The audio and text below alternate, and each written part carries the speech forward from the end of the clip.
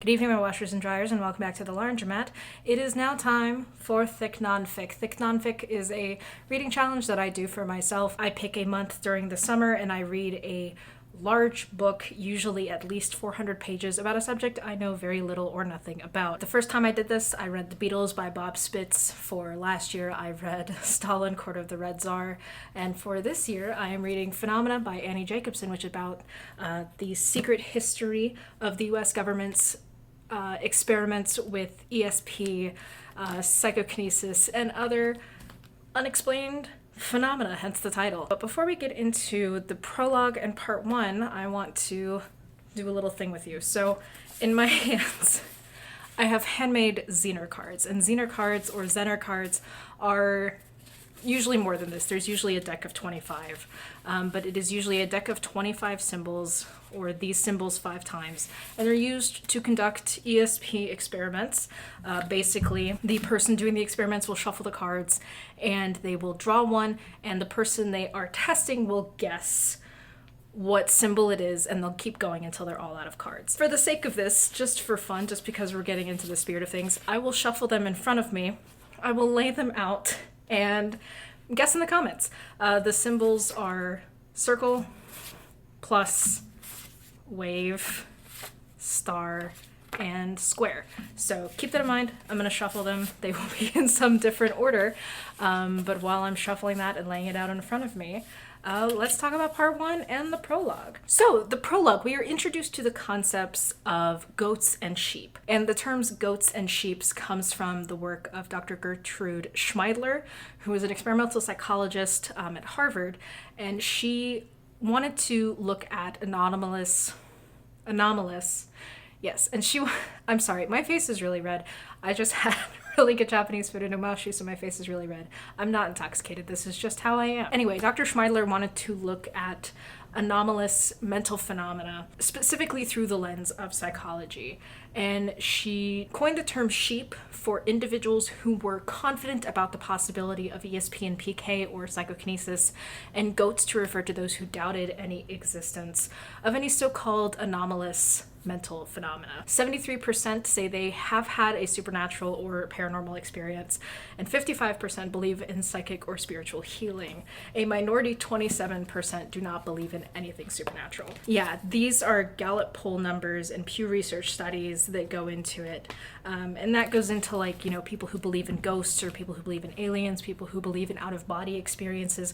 All of that funnels into these kinds of beliefs. And so only a minority 27% do not believe in anything supernatural at all. We get into part one, or the early days, and this goes all the way back to World War II. We open with a very prominent Nazi by the name of Rudolf Hess running to England.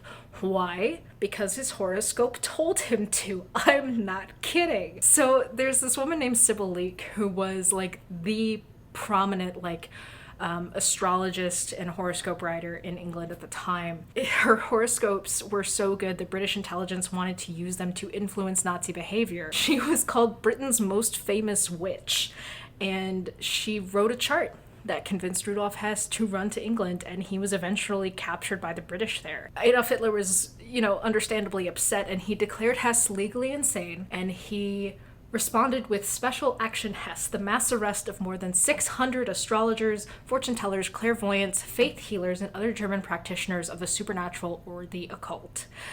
So this was happening, and at the same time, you had a guy named Louis de Wohl, who was a committed astrologer, but also worked for British intelligence through its operational arm in America. And he used his celebrity as an astrologer to cover for the fact that he worked for British intelligence. And that made him a master of black propaganda to get the US to help Britain. Because he gave the prediction of someone close to Hitler, I don't know if he's a Nazi or someone just close to Hitler, he's gonna go insane. And so reports started flooding in that I can't remember who the guy was. Admiral Georges Robert, who was the Vichy High Commander of the French West Indies. They're like, oh yeah, he went insane. He didn't, but it was advantageous to use Louis de Wohl's influence in order to make that message known and to spread it around and to show ha ha ha, don't you want to help the British? Like, this guy can tell the future. That's pretty great. At the same time, while Hitler was trying to like be like, no, none of this anywhere. Get this astrology horoscope nonsense out of here. Heinrich Himmler was also really into the mystical and paranormal.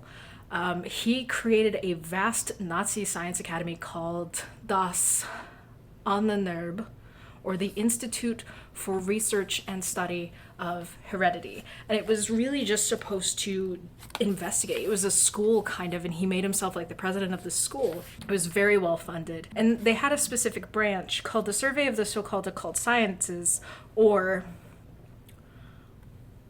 Überprüfung der sogenannten Geheimwissenschaften.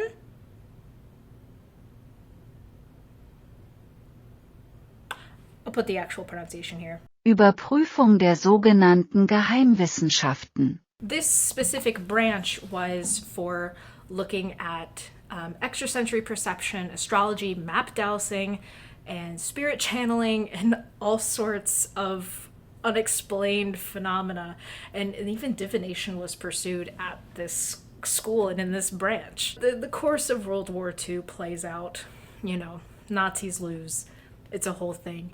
And while it was easy for the US to laugh at Germany in the meantime, after World War II, both the US and the USSR were very interested in new ways to influence behavior. These organizations within these governments were going to start paying attention to things that could influence behavior. I mean, if astrology worked, there had to be other ways to influence world leaders and others to get them to do what you want. And one of the first places they started was drugs. So we get into chapter 2, the Puharish Theory, where we meet Andrija Puharish, who becomes interested in ESP after an experience as a child where he's able to calm a dog that was trying to attack him. He becomes a doctor studying medicine and publishing papers on the effects of drugs on the brain. He kind of comes up with this theory in the process of writing all of his papers that he calls the Puharish Theory, which is kind of like there's an energy force present in all insects and animals. And he said, the point that I am trying to establish is that the brain is an area wherein localized, what did I transpose? I copy notes from the text to my laptop, and for some reason, the point that I am trying to establish is that the brain is an area wherein is localized the cell energy of the body, and I shall label this cell energy dynamics. He believed that this radiated on the electromagnetic spectrum somewhere. I think he thought he was onto something, and he was like, there's not really the technology to measure or record how these dynamics interact with these fields. And so he was going to keep studying it. His work was well received. He went on circuits to talk about this to large groups of people. He became influential enough that he was approached by two wealthy benefactors, Joyce Borden Bolakovic and Zlatko Bolakovic, who are both very independently wealthy. And they're like, hey, let us introduce you to Alice Astor Bouverie, who is, the daughter of John Jacob Astor IV. And while she was interested in ESP, her father was also very interested in ESP. So much so that he had written a science fiction novel about it in 1884 called A Journey in Other Worlds, A Romance of the Future. And so between the Bolakovics, between Alice Astor Bouverie, and a few other pretty wealthy benefactors, they founded this organization called the Round Table Foundation, which was specifically going to investigate ESP and other unexplained phenomena. They start doing their work, and they were approached by a guy named Rexford Daniels, who was a Navy guy, a Yale PhD, and he was a former lieutenant commander in Navy intelligence. And he would stop by and talk to them about some of the research they were doing. And he was instrumental in getting the Round Table Foundation in front of, military types, CIA types, those types of guys. It's gonna get wild. It's okay. So we're only into chapter 2. This book, while very dry in some places, is kind of wild. We'll talk about it more when I talk about part 2, but just the rational part of me wants to say it's not real. It's coincidence. But there's certain things that are going to happen that it's like, how much coincidence until it's not coincidence anymore. You know, it's stuff like that. So keep them in the back of your mind. Sorry, I keep seeing myself in the viewfinder. My cheeks are shining. They start to do experiments with some real big money. But before they can do those experiments, Puharish kind of gets into thinking about ESP more, thinking about some specific applications they can have that will set up the experiments that we're going to talk about in just a second. So the normal threshold for human hearing is 20 hertz to 20,000 kilohertz.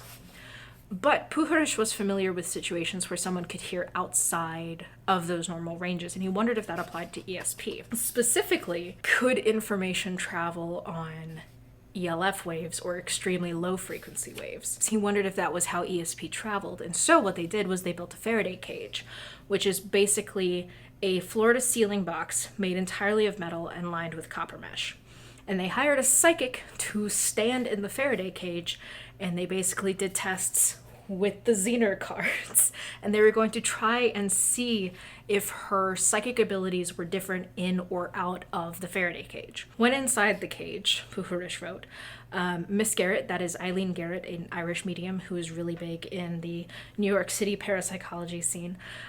Miss Garrett's extrasensory perception was increased by a healthy margin over those scores obtained under ordinary conditions, suggesting electronic shielding had a positive impact on the psychic functioning. So they have these experiments, they write everything up, they present these findings, and they end up reaching out to a guy named Warren McCullough. McCullough served as the chairman of a lot of organizations and a lot of conferences of the Macy Foundation, which was a secret funding conduit of MK Ultra. So it's entirely possible that getting McCullough's attention was very instrumental in getting Puharish's name floated through the CIA. So we're into the early 50s, and they're writing about stuff like ESP in the papers, and it's not immediately treated as a joke. People are starting to take it seriously. And in fact, Puharish goes to DC in 1952 to deliver a speech and a briefing to the members of the Office of the Chief of Psychological Warfare. Because if there are applications, they gotta be in war, right? We get into chapter 3, which is called Skeptic Charlatans in the U.S. Army, where we meet a figure named Martin Gardner, who is a notable skeptic of the time and is in fact the kind of father of the modern scientific skeptic movement, as well as J.B. Rhine, who is the father of modern ESP experiments. In fact, Ryan did a ton of experiments with the Zener cards that we're doing right now, you and me. And Gardner decried the kinds of experiments that Ryan would do and the kind of experiments that Puharish would do, while not knowing that guys like Ryan and Puharish were currently doing experiments either on behalf of or directly for the Department of Defense. The big issues that Gardner had with a lot of these experiments were the following three reasons. He had a big issue with the loose laboratory controls, the skewing of data, and the premise that the attitude of the science conducting the experiment can negatively influence the subject or psychic. They kind of get into the topic of channeling, of like channeling your body and channeling other things through your body, as well as this mushroom called Thicc Nonficc, or God's flesh. Puharish eventually breaks ties with the Navy that he had been doing some of these experiments for, which allowed him to focus on the Round Table Foundation full-time. Once we get into kind of working with other organizations to do these experiments, we get into chapter 4, called QuasiScience. And my battery's about to die. Definitely should have charged my camera today, but I didn't. So here's where we are. QuasiScience, chapter 4. Puharish begins experimenting with God's flesh, that is that magic mushroom, to see if it could produce divinatory powers in certain men. And he actually brought in Aldous Huxley, you know, the guy who wrote Brave New World, to help with these experiments. As he did analysis on these mushrooms, he found 3 chemicals that produced hallucinogenic effects, including muscarine, atropine, and bufotenine? Yeah. So he finds these chemical compounds in these mushrooms, and he continues to write about it. Unfortunately, in 1956, things kind of hit a rough patch because his longtime financier, Alice Astor Bouverie, had passed away. The channeler that he had brought in to help with a lot of these experiments quit, and Puharish was now divorced, and so he and his partner Peter Hurkos packed up their bags and left for Mexico so he could find more of these magic mushrooms for the CIA. And he did a bunch of experiments with it. And by experiments, I kind of mean just having wild drug orgies. His second wife, Beth Hermans, threatened to leave him after witnessing some of these endless drug binge parties, wherein, end quote, without any shame, a middle-aged couple, both psychiatrists, were copulating wildly. The woman's legs thrashed in the air, while she shouted that love would save the world from destruction. I'll have what she's having. Puharish tried to find a new wealthy benefactor to finance his ongoing ESP research on a private ranch located 10 miles south of the Army base in Carmel Valley. In the fall of 1970, Puharish goes to a conference in Rye, New York that is all about exploring the energy fields of man. A lot of his old colleagues from his Round Table Foundation days were there. There were some lectures given at this conference by a guy named Itzhak Bentov, who was an Israeli rocket scientist. And he wrote about the mechanics of consciousness. And in the lecture, Itzhak Bentov mentioned a kid who is 23 and was supposed to have these massive, extraordinary psychic powers. And during a demonstration, this kid that Bentov was talking about could like start and stop watches, move the needle on stationary compasses, and bend spoons just with his mind. This really caught Puharish's attention, definitely caught mine as well, and he wanted to see if he could find out more. And he learned that this 23-year-old psychic, he was an Israeli paratrooper from Tel Aviv named Yuri Geller. He was obsessed. He was determined to find this kid and learn more about him, to put him under laboratory conditions and find out if his psychic abilities were real or not. He called everyone he could to see if anyone would take it seriously, and not only did someone take it seriously, but the CIA director took it seriously. Okay, I gave my camera a break for the back half of chapter 4. I'm gonna race through chapter 5. While the United States was working on their whole ESP thing and doing their research, the Soviet Union was also doing a lot of the same research.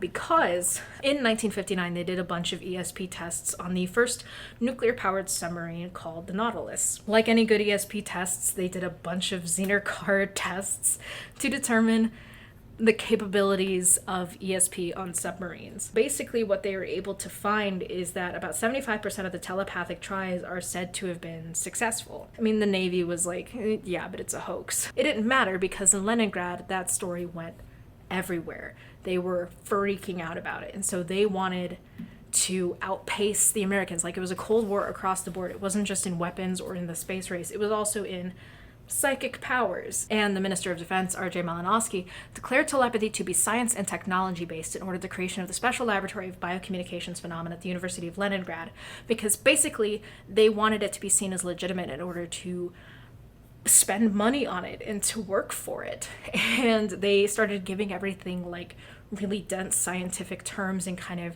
euphemisms for these things that were seen as like pseudoscience before. And so when the phrase psychotronic weapons started appearing under the rubric of biocommunications phenomena, the US intelligence analysts were baffled. They were like, what does this mean? Basically, the Soviet Union wanted the US to see the brain as a secret weapon, and they wanted to use it as a secret weapon. One of the notable Soviet psychics that we meet is Ninel Kulagrina, who was purported to be able to move matter with her mind. Ninel was a Soviet war hero, and she could allegedly stop a frog's heart with her mind. And so the Defense Department called for an investigation into the Soviet psychoenergetic threat. And it's kind of fascinating. You don't think of these things as being something that governments really pay attention to or care about, but clearly they were invested, because it didn't matter if they believed in it or not. If the US was doing it, the Soviet Union was going to do it. If the Soviet Union was doing it, the United States was going to do it. And so that, the Soviet threat, brings us into part 2, or the CIA years, which we will talk about next time. As a reminder, I have my 5 Zener cards laid out on my desk here. As a reminder, the symbols are star, square, plus, wave, and circle. What order did I lay them out on my desk? Use your ESP to figure it out. And I will catch you all in the next part of Thicc Nonficc. I hope you enjoyed this. Let me know your thoughts. Just as a brief necessary disclaimer, I'm not a historian, I'm not a literary critic. I am just sharing what I learned that I think is interesting from this book to see if it's something that you might enjoy as well. So I hope you enjoyed this video. I hope you have fun with the ESP experiments. I hope you're having a lovely, lovely evening, and I will see you all next time.